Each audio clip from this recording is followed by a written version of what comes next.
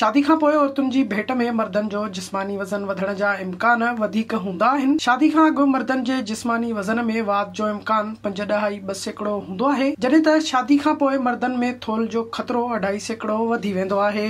शादी खां पोइ मर्दनि जे जिस्मानी वज़न में वाध जो इम्कान इन लाइ वधीक हूंदो आहे छो त हू वधीक खाइण शुरू करे छॾींदा आहिनि, जॾहिं त वर्जिश करण बि छॾे ॾींदा आहिनि। शादी जे 5 सालनि में मर्दनि जे जिस्मानी वज़न ते केतिरा ई असर पवंदा आहिनि, जॾहिं त औरतुनि में इन हवाले सां को ख़ासि फ़र्क़ु नाहे पवंदो। अहिड़ी तहक़ीक़ Chinese academy of social sciences तरफ़ां कई वई हुई, जंहिंमें 1989 खां 2015 ईस्वीअ दौरान China health and nutrition survey J data जो जाइज़ो वरितो वियो हो। हिक तहक़ीक़ में इहो बि ॿुधायो वियो हो त उमिरि में वाध सां मर्दनि में थोल जो ख़तरो वधंदो आहे। शादी खां पोइ खेनि सेहतमंद ग़िज़ाऊं इस्तेमाल करण घुर्जनि ऐं वर्जिश खे मामूल बणाइण जी ज़रूरत हूंदी आहे।